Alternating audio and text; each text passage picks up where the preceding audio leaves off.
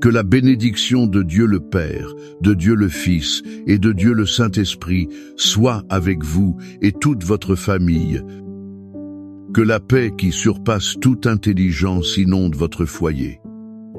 Cette paix ne vient pas de ce monde. Elle émane du trône de la grâce, en cet instant précis. Je vous invite à respirer profondément. Lâchez les tensions du jour. Entrez dans ce sanctuaire de prière que nous bâtissons ensemble, ici et maintenant. Sentez comme un manteau de lumière se dépose sur vous. C'est le manteau de protection du Très-Haut. Il est posé sur vos épaules et sur votre maison. Il couvre chaque personne que vous aimez. Recevez à cet instant le sceau de la protection divine. Ce sceau, l'ennemi ne peut le briser. Il déclare que vous et votre maison appartenez au Seigneur. C'est un temps sacré, un moment mis à part pour nous connecter avec le Père d'amour. Dans l'unité de la foi et du dessein, nous élevons notre voix. Nous ne sommes pas de timides mendiants. Nous sommes des fils et filles du roi. Nous sommes revêtus de l'autorité donnée par le nom puissant de Jésus. Et, au nom de Jésus, nous nous levons en bataille spirituelle pour nos familles. Nous déclarons que toute arme forgée contre votre foyer ne prospérera pas. Nous nous levons contre l'esprit de division. Nous nous levons contre l'esprit de discorde, de colère, d'amertume et d'incompréhension. Nous lui ordonnons de se retirer maintenant, au nom de Jésus. Nous brisons, par la puissance du sang du Christ, toute malédiction de lignée. Nous brisons tout schéma de divorce, de dépendance, de misère et de maladie. Ceci a pu être transmis de génération en génération. Nous déclarons un temps nouveau, une nouvelle histoire pour votre descendance. Nous annulons toute parole de malédiction lancée contre votre mariage. Nous annulons celle lancée contre vos enfants et vos finances. Nous faisons tomber toute forteresse d'orgueil, de rébellion et de désobéissance.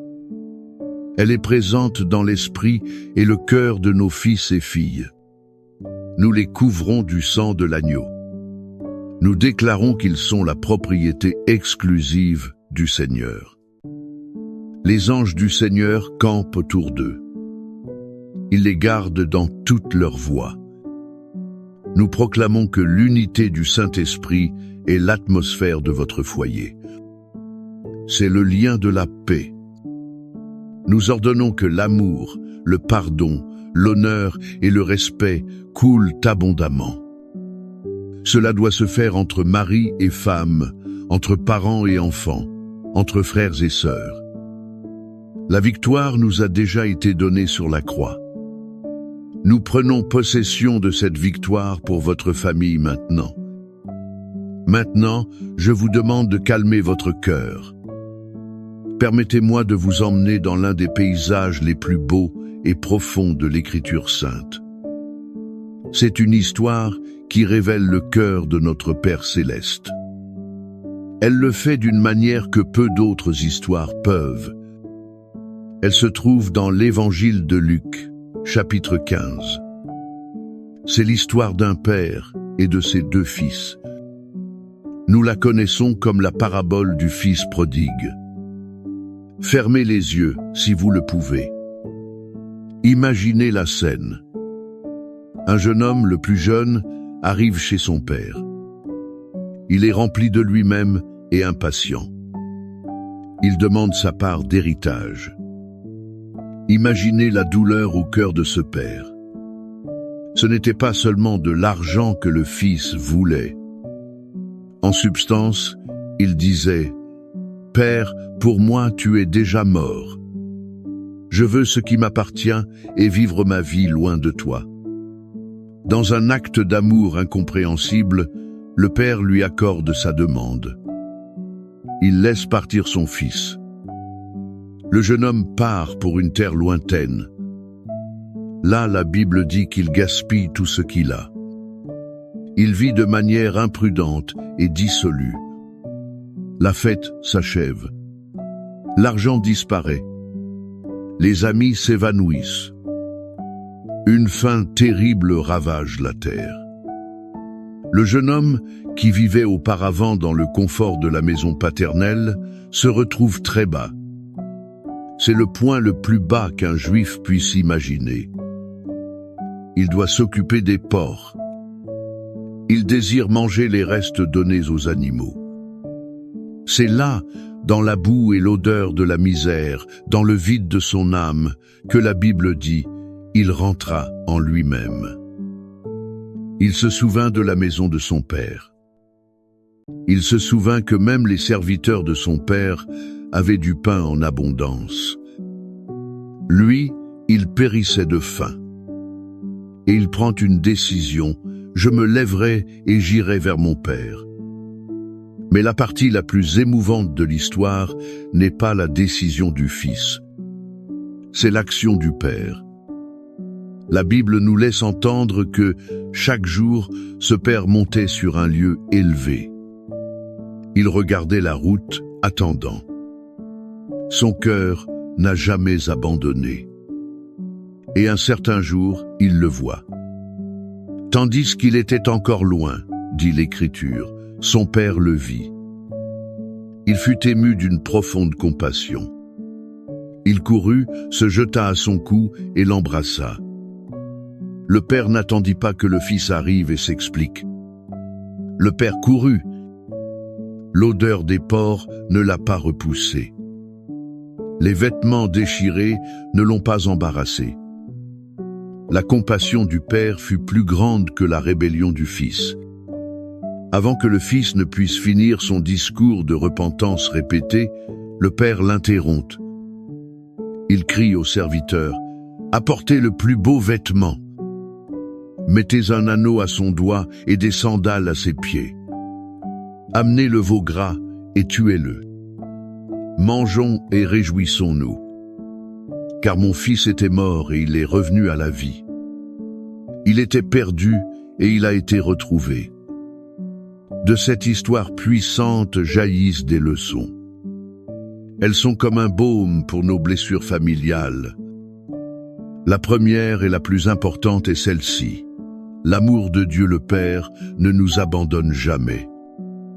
Vous qui êtes mère ou père et qui pleurez un fils ou une fille, votre enfant s'est égaré ou a pris de mauvaises décisions. Il est peu être perdu dans les addictions ou dans un mode de vie qui vous brise le cœur. Écoutez bien, le Père Céleste est sur la route. Il veille et il attend. Son amour ne dépend pas du comportement de l'enfant. Son amour est inconditionnel. Il n'aime pas la rébellion, mais il aime le rebelle. Continuez à prier, continuez à aimer. Le Père est à l'œuvre dans le cœur de votre enfant. Il le fera rentrer en lui-même. La deuxième leçon est qu'il y a toujours un chemin de retour à la maison. Pour vous qui vous sentez comme le fils prodigue, vous avez peu être gaspillé les bénédictions de Dieu. Vous vous sentez sale, indigne, trop loin pour être pardonné. Le mensonge de l'ennemi est qu'il n'y a plus d'espoir. Mais la vérité du Père est qu'un pas vers lui. Cela le fait courir tout le reste du chemin dans votre direction. Peu importe à quel point vous êtes tombé. Un repentir sincère ouvre les portes à l'étreinte restauratrice du Père. La troisième leçon, fondamentale pour la guérison familiale, est le pouvoir du pardon. Ceci mène à une restauration complète. Le Père n'a pas dit « D'accord, je te pardonne, mais tu vas travailler comme l'un de mes serviteurs pendant un temps. C'est pour payer ta dette. » Non, il lui a restauré son identité. Le nouveau vêtement signifiait l'honneur. L'anneau signifiait l'autorité et la filiation. Les sandales signifiaient qu'il n'était pas un esclave. Mais il était un fils libre. Quand nous choisissons de pardonner dans nos familles, nous faisons plus que libérer l'autre. Pardonner un conjoint qui a échoué, un enfant qui nous a blessés, un père qui nous a abandonnés. Nous ouvrons la porte pour que Dieu restaure l'identité, l'honneur et la joie dans notre foyer. Où devez-vous être comme ce père dans votre propre famille? À qui devez-vous offrir un câlin de restauration? Plutôt qu'un sermon d'accusation, cette image du Père protecteur qui attend, court et restaure nous mène à la vérité. Celle-ci est contenue dans les psaumes. Les promesses que nous lisons là ne sont pas des mots vides. Elles sont le murmure du cœur de ce même Père pour nous, ses enfants.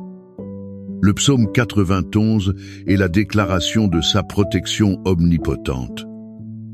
C'est la garantie que, sous ses ailes, nous sommes en sécurité. Le psaume 23 est la certitude que ce Père est aussi notre bon berger. Il nous guide, nous comble et nous réconforte. Il nous conforte dans chaque vallée que notre famille doit traverser. C'est pourquoi je vous invite maintenant à fermer de nouveau vos yeux. Respirez profondément et recevez ces paroles. Elles ne sont pas un poème ancien. Elles sont une promesse vivante et active de Dieu pour vous et votre maison. Recevez-les comme un décret du ciel sur votre famille. Ceci est la parole de Dieu pour vous. Celui qui habite sous l'abri du Très-Haut reposera. Il reposera à l'ombre du Tout-Puissant. Je dirai de l'Éternel: il est mon Dieu, mon refuge, ma forteresse. En lui je mettrai ma confiance. Car c'est lui qui te délivrera du filet de l'oiseleur. Il te délivrera de la peste pernicieuse. Il te couvrira de ses plumes. Tu te réfugieras sous ses ailes. Sa fidélité te servira de bouclier et de cuirasse. Tu n'auras pas peur des terreurs de la nuit, ni de la flèche qui vole de jour, ni de la peste qui marche dans les ténèbres, ni de la contagion qui frappe en plein midi. 1000 tomberont à ton côté et 10 000 à ta droite. Mais tu ne seras pas atteinte. De tes yeux seulement tu regarderas. Tu verras la rétribution des méchants. Car tu es mon refuge, ô Éternel. Tu as fait du Très-Haut ta demeure. Aucun mal ne t'arrivera. Aucun fléau n'approchera de ta tente. Car il ordonnera à ses anges de te garder. Ils te garderont dans toutes tes voies. Ils te porteront sur leurs mains. Ton pied ne heurtera aucune pierre. Tu marcheras sur le lion et sur l'aspic. Tu fouleras le lionceau et le dragon. Puisqu'il m'aime, je le délivrerai. Je le protégerai car il connaît mon nom. Il m'invoquera et je lui répondrai. Je serai avec lui dans la détresse. Je le délivrerai et je le glorifierai. Je le rassasierai de longs jours. Je lui ferai voir mon salut.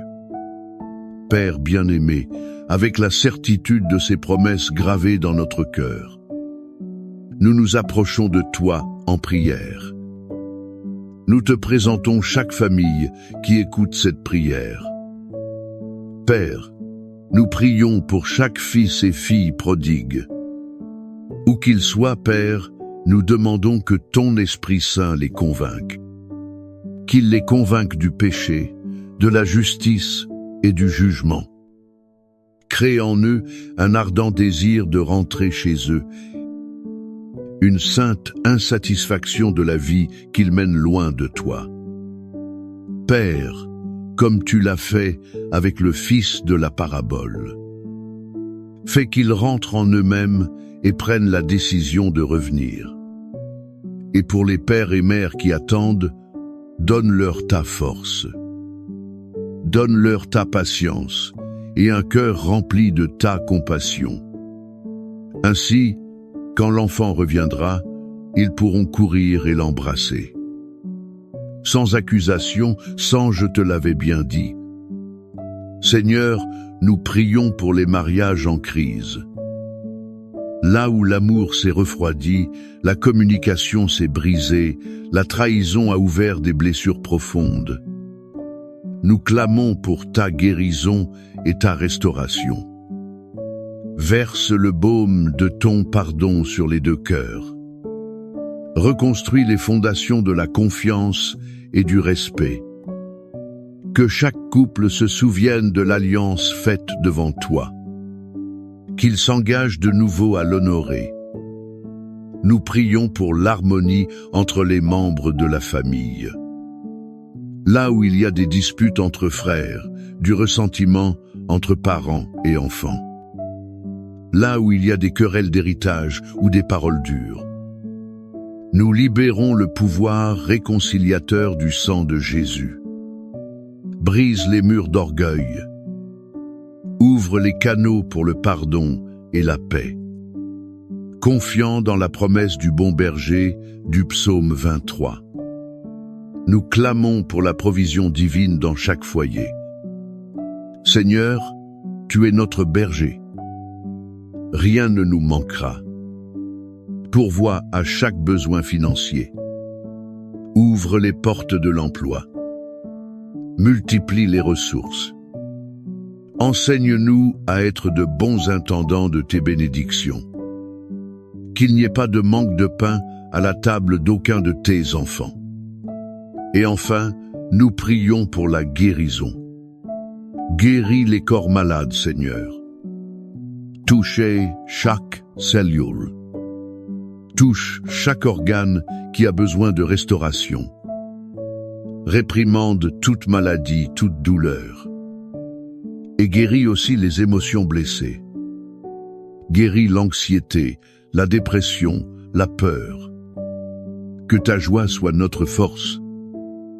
Maintenant, je vous invite, en un acte de foi, à écrire. Écrivez le nom de votre famille ou votre demande spécifique dans les commentaires. En faisant cela, vous ne faites pas que taper. Vous scellez cette prière dans le monde physique.